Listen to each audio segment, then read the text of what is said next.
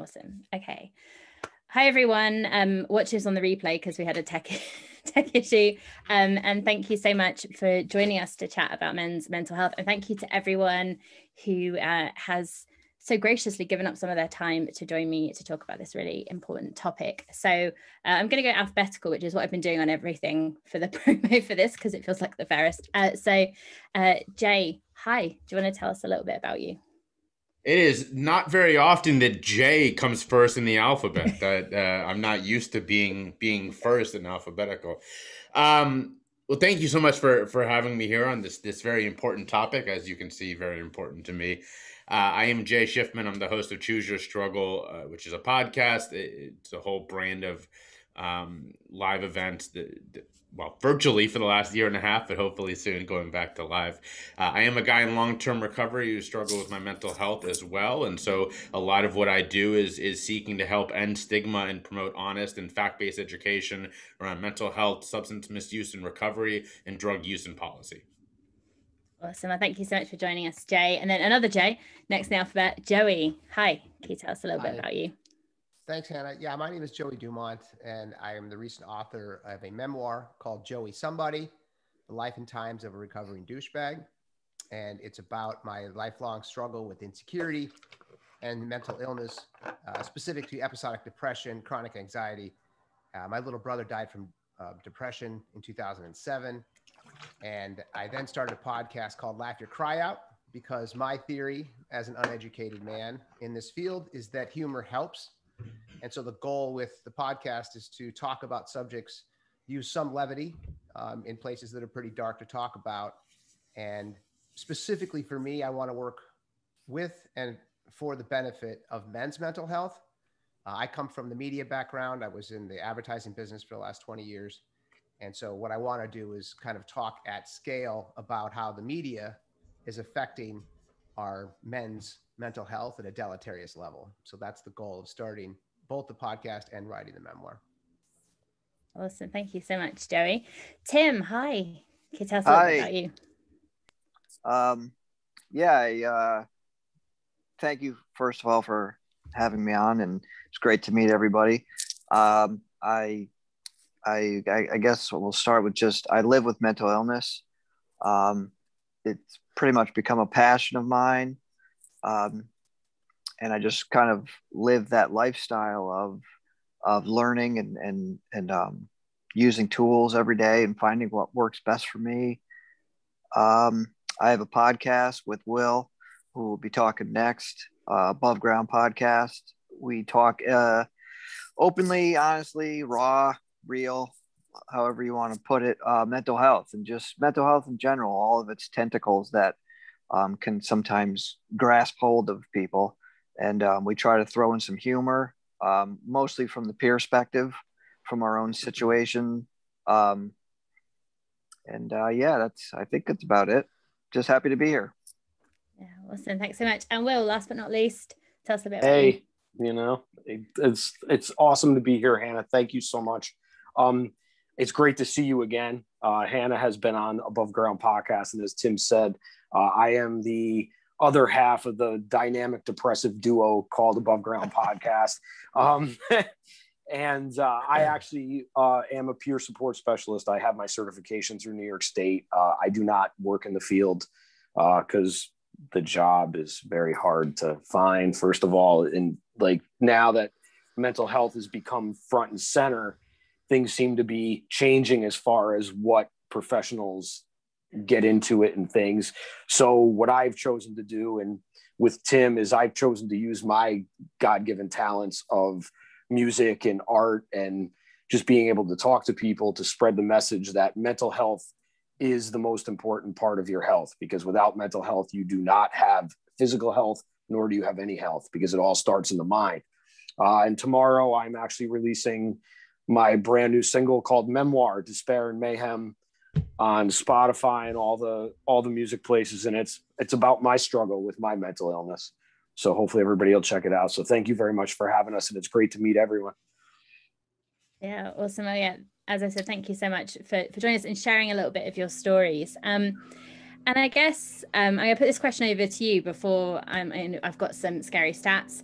but other people might have their own scary stats that they want to share. And that's why is men's mental health such a thing that we're talking about at the moment? And I think we absolutely should be, but why is it, you know, such a big topic at the moment? Anyone just dive in. I think that toxic masculinity, I mean, I know that that's a buzzword, but I think that that plays a part of it. I think that we're coming to terms now with a lot of misinformation that we've been told and things that we've been taught throughout life that are really ways to keep us under a certain level of things. And I think as the veil is lifted and we see that the wizard really isn't a wizard, he's just a man behind the curtain trying to push a couple buttons, that I think as the veil's lifted, we start to see that we're not everything that the media portrays nor everybody else portrays. And I think that now we're starting to develop as men a language to talk about mental health, because I think that that's a big part of it, is that men aren't given a language nor also the space all the time. Well said. Yeah. I would agree with what Will said, just kind of add on to it. Just, I think the culture, you know, at least for what we live in here in the States is you know, I think it's a pretty big factor in the whole thing, as far as if you want to consider just specific men's mental health. You know, I view mental health as a whole. I feel like men have their struggles, but I also feel like women have their struggles as well. So I try not to really box things out too much. I just look at it more as a whole. Again, we all have mental health, and I think we all can benefit from, you know, these type of conversations, whether, you know, be all men or women or whoever. It's just to get the conversation started and going.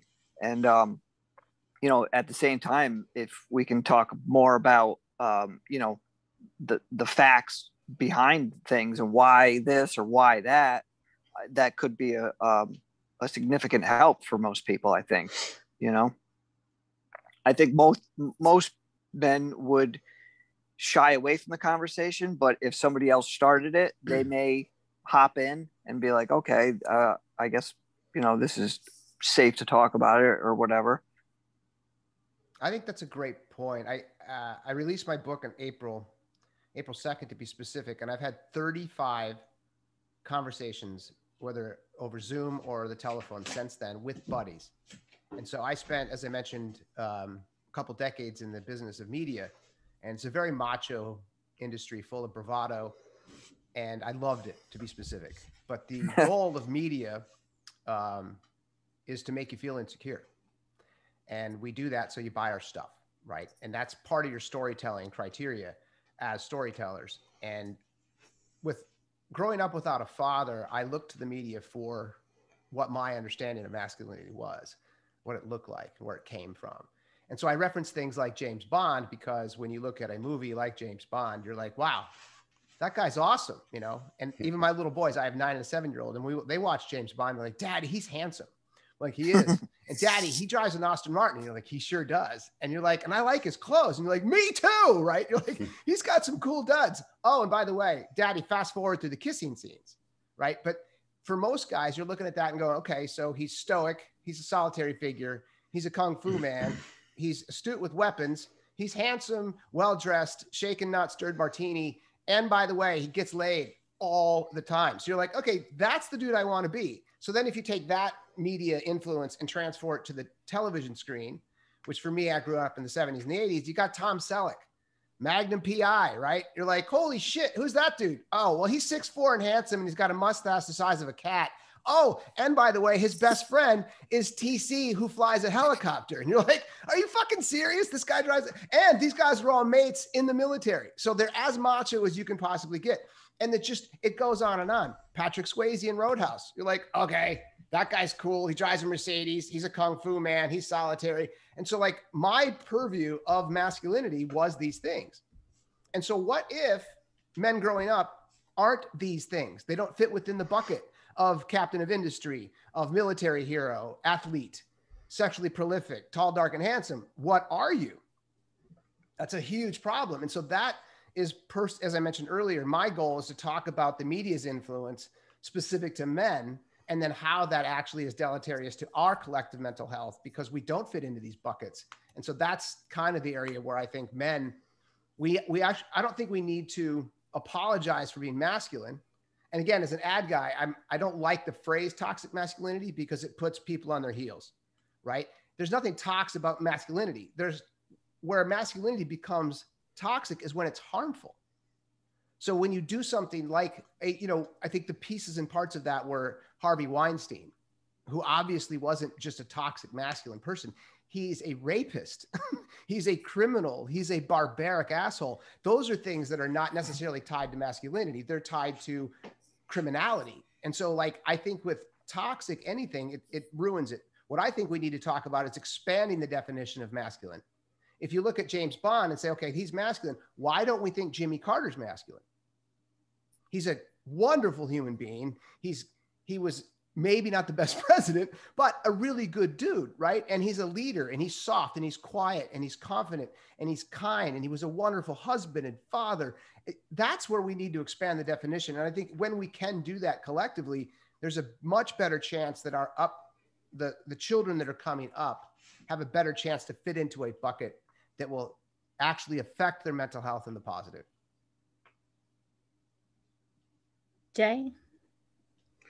I'm taking in a lot of that, and I really like the idea of expanding the definition of masculinity. That is a wonderful idea, but I would sort of flip it a different way and say kind of and this is in that bucket, but more so a giant who the fuck cares.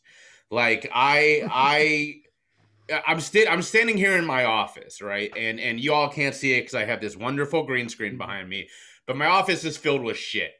And it's a lot of it is I'm a collector, I'm a guy in recovery, and I replaced my addiction to pills with my addiction to collecting stuff.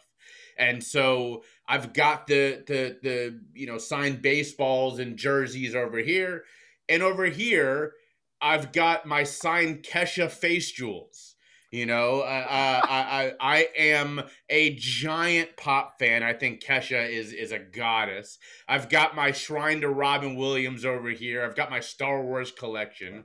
Okay. And, part of that for me was that it took me until 5 years ago, which kind of coincides with my embracing my recovery, to be open about the fact that I would rather be front row, wearing a ridiculous outfit, including large earrings at a Kesha concert, than I would be at an NFL game. I just think the NFL is stupid, and so, my wife is very embracing of this idea. In our household, I do the laundry and she fixes shit, and so it's this idea of like,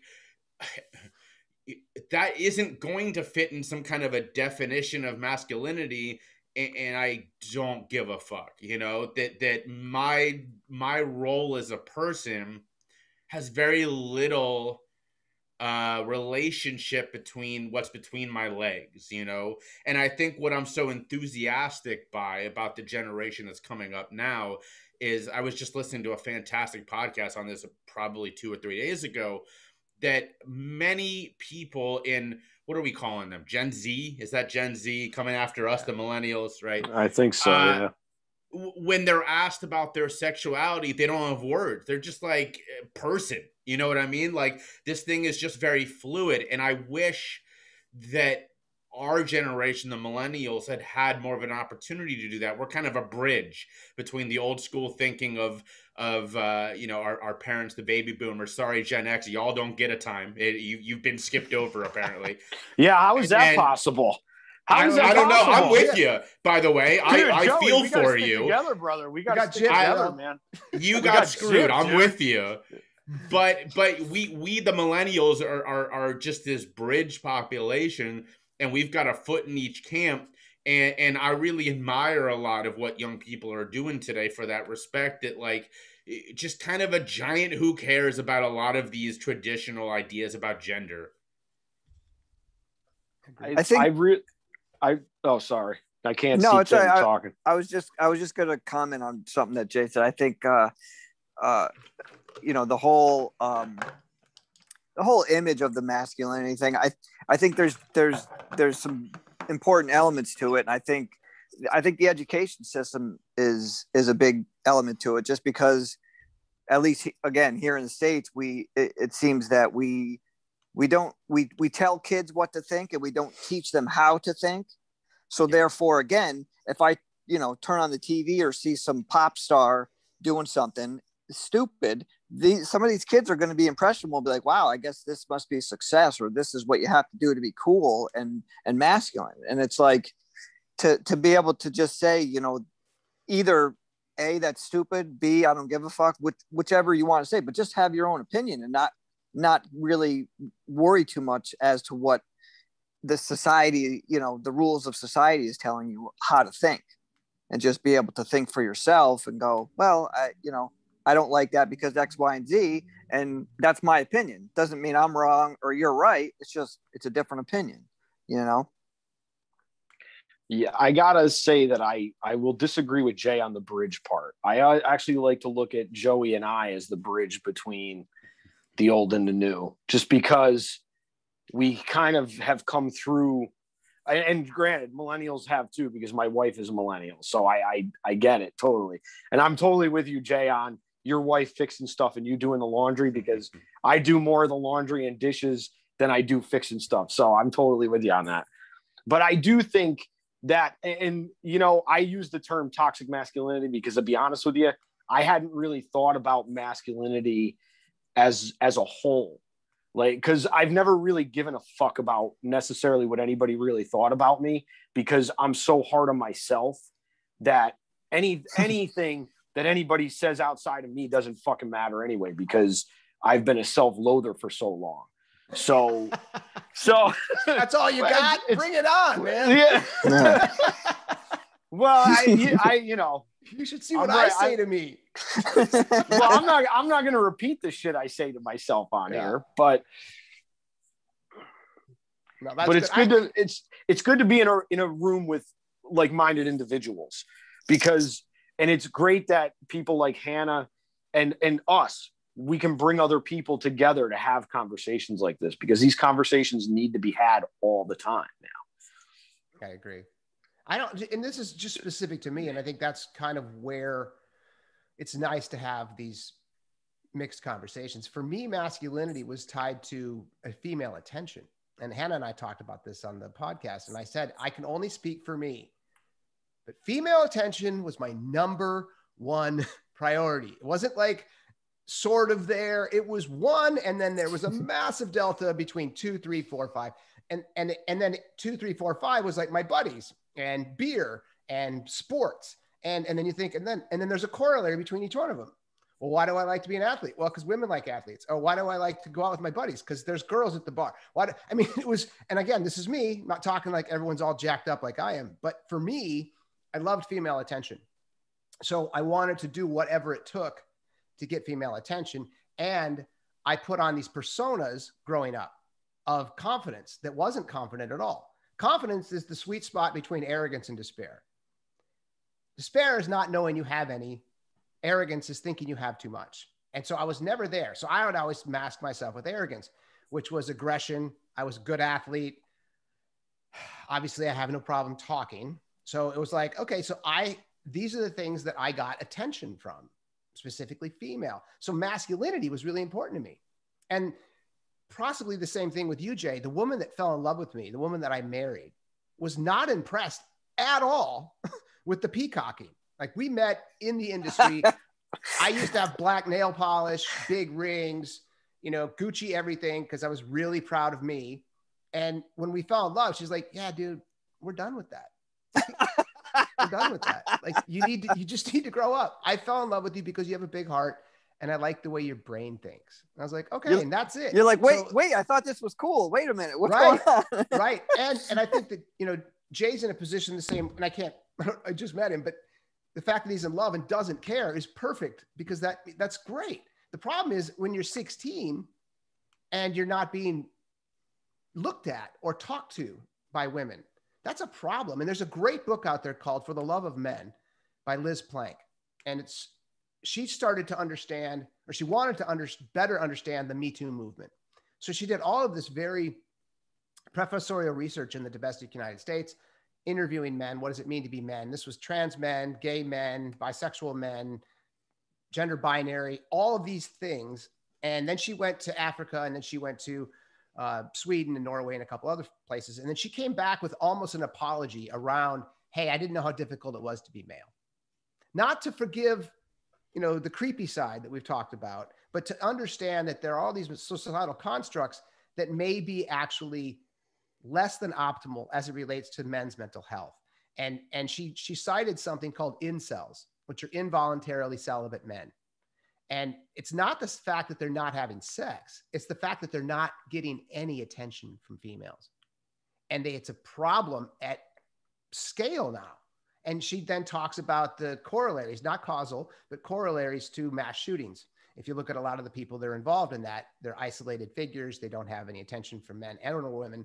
Maybe they live in their parents' basement. I don't know what the situation may be, but they're not happy people. And part of that has to do with fitting into a bucket that we as a society have said, you need to do these things to be this way, to be masculine. And I think that, again, this is my shtick. So I'm like, I do think it's tough that we have these very limited meanings to masculinity. And that's why I think we need to expand the definition. I'd second that. Yeah. I'm all for expanding the definition. And I will, and to go along with Joey, like, I got into playing music because of Kiss. So Paul Stanley still, no matter what, is the reason why I started playing guitar, doing everything I did. And I did it because I thought that was the only way I was going to get girls, because I am not tall, dark, and handsome. I've never been tall, dark, and handsome. I will never be tall, ever. I'm 5'3". So it's like, well, there you go. So, and I will say though, Will, you have a singular ability that apparently the rest of us lack, which is the ability to have a second being growing out of your face. So that's true. We have to give you props for the small animal that has lodged on your face. My dad said that to me the other day, and he goes, you know what you remind me of? He goes, you remind me of one of those of like an Asian like master. And I'm like, that's exactly it. Every one of these grays in here has been earned. I think kind of going back to that whole thing with the the men who don't get acknowledged from women or whatever. I think as humans, I think we all kind of crave connection. I think it's just part of who we are and what we are. It's kind of a vital role in all of our lives. And I think if we, somehow incorporate, self-love, self-worth at a young age, and we start to kind of appreciate, value, ourselves, we won't look outside for that. There's a lot of, any social media platform is completely ego driven. It's like taking pictures of food, women taking pictures of their legs. It's like, at some point you got to ask yourself, like, what's going on here? Like, are you really looking for that much validation? You really that insecure that you have to do this stuff? Hey, I'm not making fun of anybody, but I'm just saying, like, there's a root problem here that like needs to be, looked at and addressed and just ripped out of the fucking ground. Cause it's, and then you can also align it with just kindness. It's like, maybe, some guy, young teen or whatever would get up the courage to ask a girl out, and, she would either like roll her eyes or whatever. And I'm not, coming down on women. I'm just saying, like, in certain situations that could happen, or vice versa, whatever it is. And it's just some simple kindness to, maybe smile and say, hey, I'm seeing somebody, but to not say anything or to kind of make them feel less than is, that's a variable for sure. Well, that's media's role. I think that's part and parcel to what I'm talking about, is that we've all have egos. And I think that everybody on this panel has studied their own mental health, done some introspection. I, for one, have spent 8 years on a couch with a very highly trained psychotherapist to help me unwind a lot of the abuse and the damage and the self-loathing, and definitely helped with my episodic depression. Anxiety still kicking hard, but I'm working on it. And I think that type of introspection and any type of reading, whether it's, Alan Watts or Anthony DeMillo, yes, or, Paramahasa Yogananda, or any of the folks that we've read about, they talk about ego and how we can not necessarily kill it, but pay attention to it and be the awareness behind it. And so that helps us. And even when you're feeling depressed, being the awareness that is watching the depression. And so the idea is to be conscious of our ego. And then the problem with social media is that these are an extension of our ego. And so we've actually made our situation more difficult by extending something that shouldn't be extended. It should be redacted. And to your point around taking pictures of your ribeye or a really cool, salad, or that's, some cool picture with your backsplash in the background to show people that you have enough money to redo your kitchen, right? It doesn't matter what it is. It's a way of propagating yourself, which in a weird way actually makes you feel worse, because you're being insecure, right? Well, right.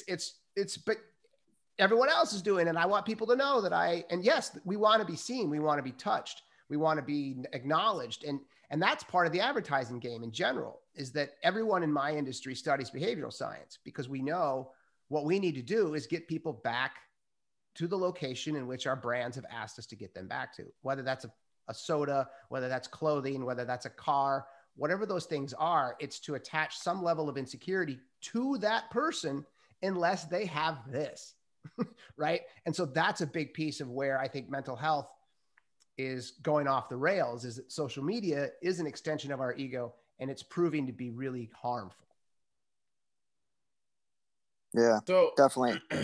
I was just actually interviewed on that very topic earlier today, because I definitely agree with you. But the one side that doesn't get talked about enough is that while all of that is true, there is a giant positive that social media provides. And by the way, I needed to put this disclaimer: I am not Mark Zuckerberg apologist or something. Overall, social media is a giant problem. But there is, of course, now this availability to find like-minded connection that did not exist 10 years ago, right? I used the example when I was interviewed earlier of the trans kid in Alabama who 10 years ago was completely on his own. And now he has the opportunity to connect with other people, halfway around the world, kind of like we are right now with Hannah, but in a way that makes him feel accepted, makes him feel seen, and allowed to be the person that he is. And instead of feeling like I am doomed to this life where no one's going to love me, going, all right, I might be in this shit location now, but I know that I can leave and go here when I'm available to. That did not exist before social media groups that allowed someone to be a part of that. Or if it did, you kind of had to know where to look. And so when you listen to people interviewed, growing up now, they say, look, if it wasn't for that Facebook group, I don't know that I would still be here, And so there is a part of it that if you are able to use it for good, social media can be incredibly helpful for your mental health. Absolutely. You go ahead, sir. No, I was just real quick. I was just going to say, as long as you control it and don't let it control you. I agree with 100% what you said, Jay. Go ahead, Will. I wanted to get back to what Joey said about awareness, because I think that that's a big thing right now. Because a lot of us we as this group have a lot of self-awareness because we've taken on the task of doing the work. But I don't think that being self-aware is necessarily a thing that we'll take it from our age range. Most Gen Xers are not necessarily self-aware. As not like the millennials, and certainly not like the Gen Zers that are coming up now, where they've wanted to change a lot of things, which I think is awesome. And I think that we've shortchanged. And I think that that's a big problem with our age range too, is that we don't want to hear stuff from people that are younger than us, because we don't think that their experience is enough. And I think that self-awareness alone right there would absolutely help everything going forward for everything. If people who have more experience were more self-aware and not so stuck in their own bullshit and their own thought that everything that they experienced is right or necessarily it, you know what I mean? I agree. Yeah. I mean, awareness, I think self-awareness in part is why I think therapy needs to be propagated at a much bigger scale. I think that I don't know, Hannah and I talked about this when I was on her podcast, that Britain does a pretty good job with attempting to get therapy to folks. And this isn't to get political, but during our elections, we don't talk about mental health. We talk about everything else, but we don't bring up mental health. And then even during a pandemic, and this is both administrations, the previous and the current administration are not talking at scale about mental health. And we have a tsunami of anxiety and depression hitting our culture as we speak. And there's a lot of reasons for that, right? There's unemployment, there's anxiety around being ill, there's losing friends and neighbors and family members and colleagues to illness. We are literally a sick nation here, and we are literally a sick global population right now. And so those things are endemic to even my understanding as a layperson around how that affects mental health. And it could be such that when people are suffering at the level we are globally, it has an actual global effect. We feel it because we love each other. We are connected, and people that are self-aware understand that we're all one. And so I think that education on that front is key. And how we do that, obviously there's many tenets that could be explored, but the idea there is that once someone is understanding that, hey, what I'm doing is not working based on what I learned, both from my parents and my school, I need to do something different. And I think that mental health, because when Hannah and I were talking about this earlier, and you may want to chat on this, Hannah, you are actually starting to work specifically with children. And if you can start to nip that in the bud early, then you're not necessarily dealing with suicidal ideation. You're dealing with melancholy, or you're dealing with anxiety that will then propagate into something far greater. And if we can get to the source of anxiety and depression with children, then we have a much better shot at a proactive level, to help our society as a whole. Yeah, I think I find it surprising that there's been no conversation about mental health with everything going on, because it's been quite a big thing in the UK that we've been talking about and thinking about. And there's a lot of pressure politically at the moment about that early intervention stuff. And there's no money. We're not worth anything when we're healthy. That's why they don't care. I mean, you want the truth? That's the truth. It's like they make money. I mean, who's leading these? Big pharma. Who's leading all this shit? Who's making the most money? They want us sick. It's like the truth is out there. You know what I mean? It's like people I'm healthy, as they're smoking a cigarette and drinking a diet soda, and it's like, cool. To each your own. Do what you want, but you know what I mean? Don't stand up and preach that how healthy you are when your lifestyle proves differently. You know what I mean? Again, you have to be your own advocate. You can't sit in front of a TV or turn on the news. I can't even do it. I can't listen to the news. It's the biggest poison in the world going. It's absolutely, it's terrible. It shouldn't even be there. It's like there's no facts whatsoever, and all they do is it's doom and gloom. It's like whoever has the biggest death or whatever, they romanticize it and make it, this is what's cool, and that's not cool. You know what I mean? Let's talk about, you want to talk about a pandemic, look at mental health. Is it growing, or is the way that we're dealing with mental health a shittier way than we've dealt with it? Is it just getting worse because all we're doing is prescribing, 10-year-olds? Oh, let's bring this kid in here. Oh, let's just give him medicine. And I'm not against medicine, but let's do some, you know what I mean? Let's treat the individual. Let's look at it and let's get some background. Let's do some brain scans. Let's find out how their diet is, how their sleeping patterns are. Do they have a hobby? Simple stuff. Do you get outside? Well, not even just that, dude. Do they have a house to live in? Do they have food? Do they have... Well, you got to take care. again, though, we like, and I agree with a lot of that. I think a lot of the stuff that we have, we need to take care of basic needs. And unfortunately, mental health is a need that we all like. To take care of our mental health is something we all have to deal with, but we and take part in. But when you're trying to make sure that you got enough money to keep a roof over your head, to keep clothes on your back, to like, and again, it's like we talk about solutions, but we don't want to talk about like real like ways to fix them. We only want to just glaze over them like we always do with everything. And I don't know much about the UK. I mean, just about what I've seen on like the BBC, on PBS and stuff, as far as their situations go. But I mean, at least in the States, and especially like you got to take care of people, like basic needs need to be met before you can start to, like, a lot of people think that taking care of your mental health and going to a therapist is a luxury, because for some people it is, because they don't have the health insurance. They don't have enough money to pay for health insurance, or they're running back and forth to work 2 jobs. And maybe after this last year, maybe that's not necessarily the case when you see all the job openings that are around.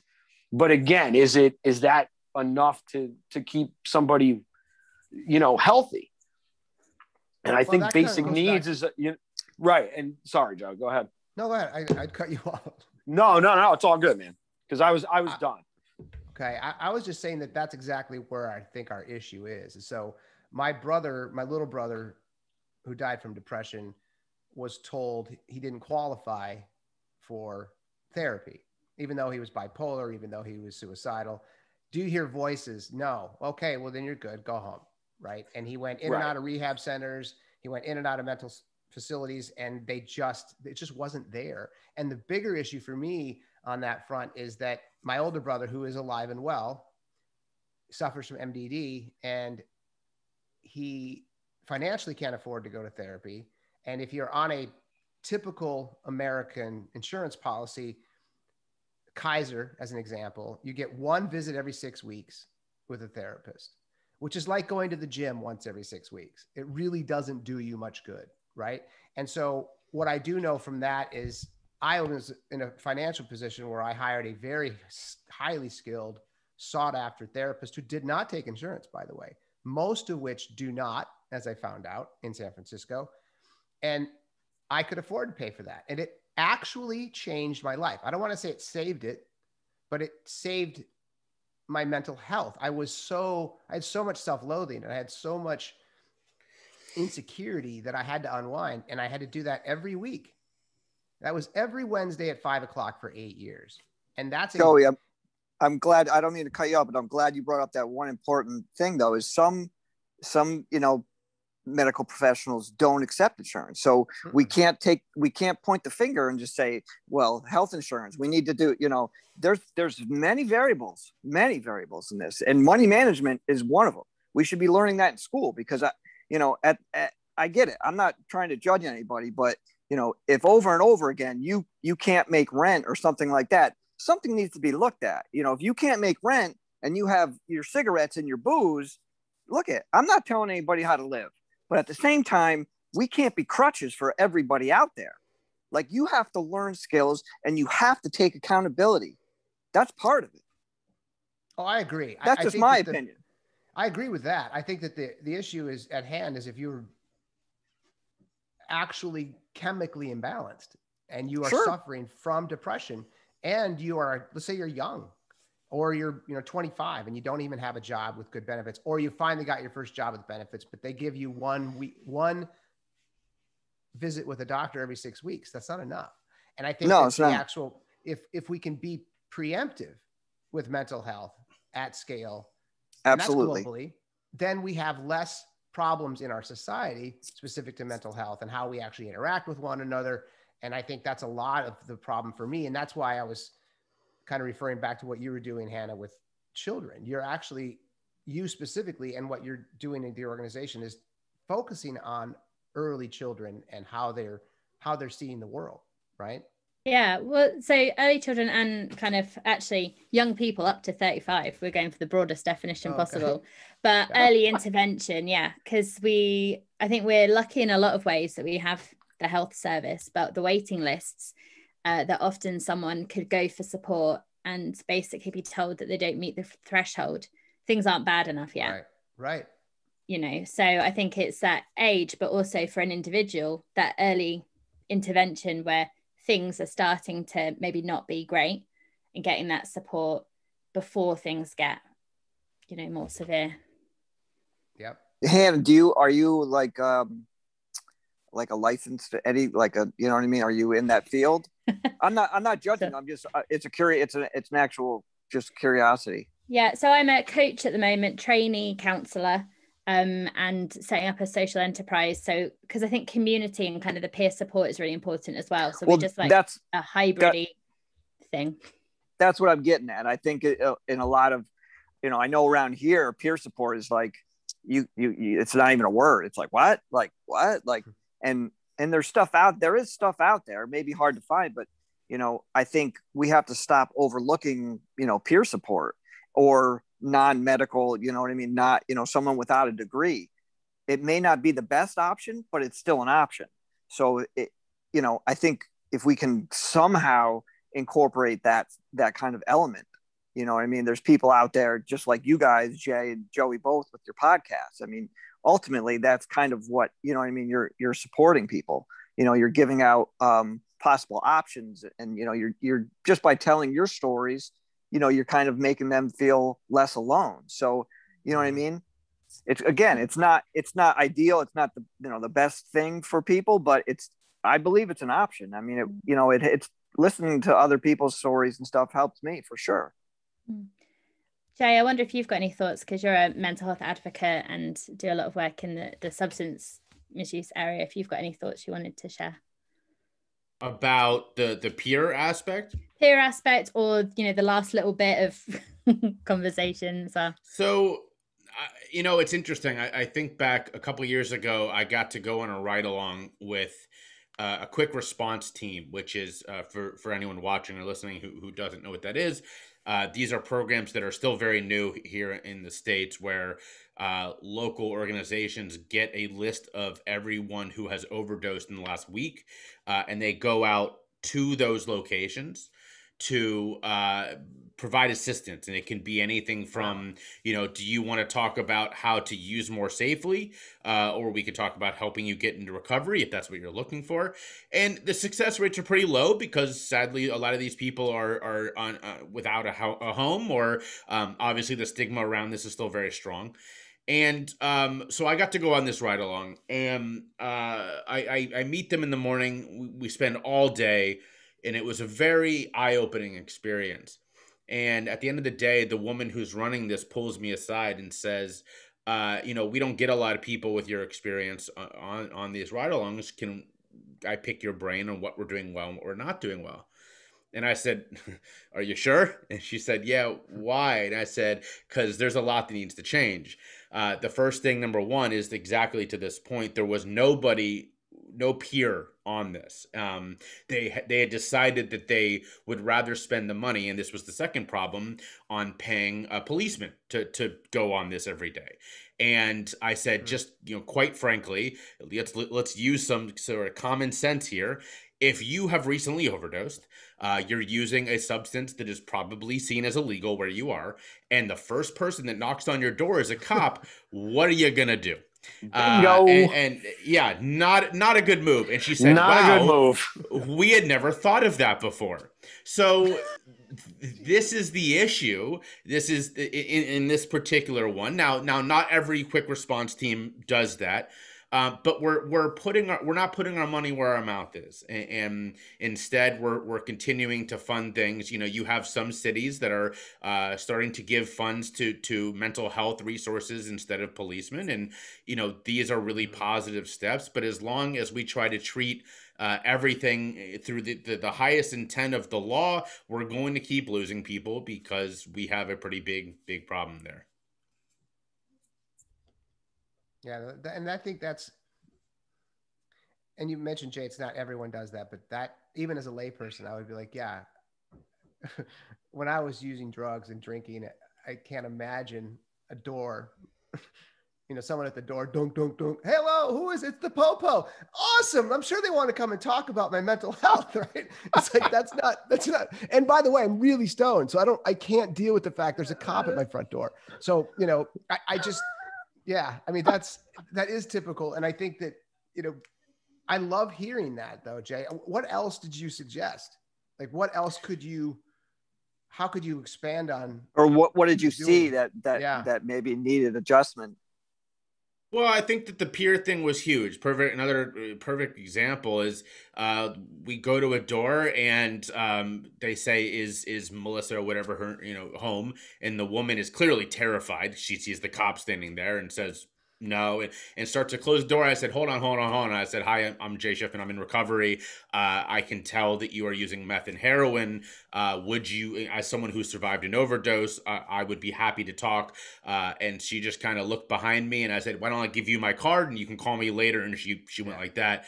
So the fact that the person leading this, number one, there's a cop there, as I said, it's going to scare someone. But number two, the woman leading this just took her word for it. Oh, Melissa's not home, and I, of course, was able to look right at her and say, "I know what you're using because I've used that too, and I recognize the signs. If you actually want to talk to somebody, I'm here."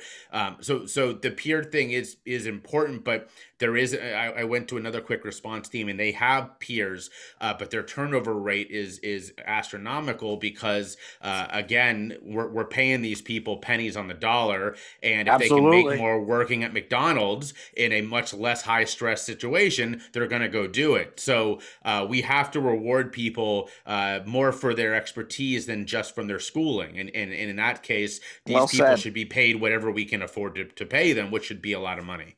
Right. I agree with you totally. And I can speak from this experience because since I've gotten my certification, I've looked at a couple of different things, and I don't put in applications because I can't afford such a big pay cut. Right. And you have to make the decision like as to what you can absolutely do to help and still be able to keep yourself above water. And that's the problem too. I think that we've so shortchanged all these programs over the years because we've bought it. Like, again, when you have a system that's just like pays a certain group of people so much money and then shortchanges everything else, but yet everything else falls on that shortchanged part, eventually it all collapses. And we're seeing that in droves now as we watch the collapse. And we wouldn't have the addiction problems that we have. We wouldn't have the suicide rates we have if we had a better way of handling people. And I don't necessarily know if any of us necessarily have all the right answers, but at least we're having the conversation about it. Mm-hmm. And I think that's more important to be open to the conversation, because now the five of us are going to go out and have 5 other conversations with 5 other people, if not more, that can at least help spread the message. Well, and I think there's also been a lot of positive around the mental health around telemedicine. So if you look at therapy online, it can actually become relatively inexpensive. And if we can say then from the governmental perspective, say, hey, if we're spending $800 billion a year on defense, maybe we could earmark some of that for a foundational platform for mental health at scale for Americans. And obviously in Britain, the same thing. But the idea then being that, hey, when you have children drawing pictures that show suicidal ideation at age 12, that young man or young lady needs to help. And so currently we don't have the wherewithal within public schools to say, hey, we need to put Susie or Johnny into a program because they're mentally ill. They're talking about harming themselves at 12. What are we doing about that? And that's where I think the use of proceeds specific to government, because I'm not a even as a liberal, I understand that we don't do a lot. We don't do the best we can with our governmental monies. And so if we could just say, hey, as a group, and I think that that's where the collective swell needs to come from the bottom, and say to our elected officials, hey, guys, even if we only want to look at this as a capitalistic structure, it's actually in our benefit as a group to have a population that is better off mentally than we are today. So if we just want to look at it as a pure economic metric, we need healthy citizens. And that's to your point. I actually would argue previous to you that physical health is key, because if you don't have physicality, you can't work, you can't do, but you're right. If your mental health is off, so is your physical, right? Everything collapses based on, if you're truly depressed, and I've seen this with my brothers, fetal position in bed for 2 weeks at a time. You can't get them out of bed.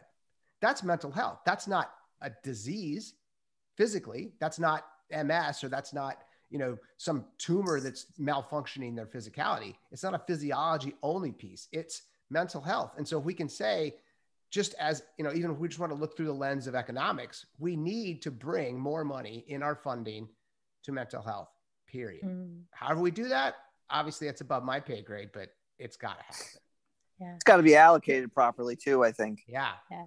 Well, So, and even the example with Jay, right? If you could say to someone like Jay, who has this experience on the ground and as a recovering addict, right, I would listen to Jay.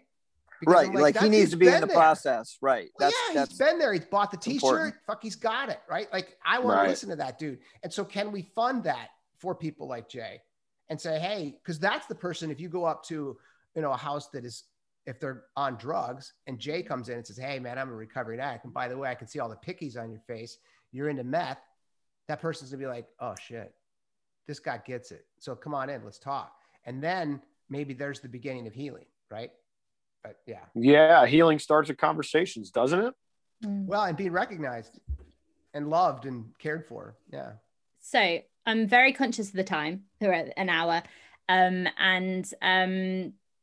I'd love it if we could do a quick go around, and if you could suggest one thing that you think, I know probably one is not enough, but one thing that you think would have a massive impact, and then also tell us what you've got going on if people want to kind of see what you got going on as well. And if we can try and be quick so I can go to sleep, but you can also get on with your day. So let's go backwards. Will, let's go reverse.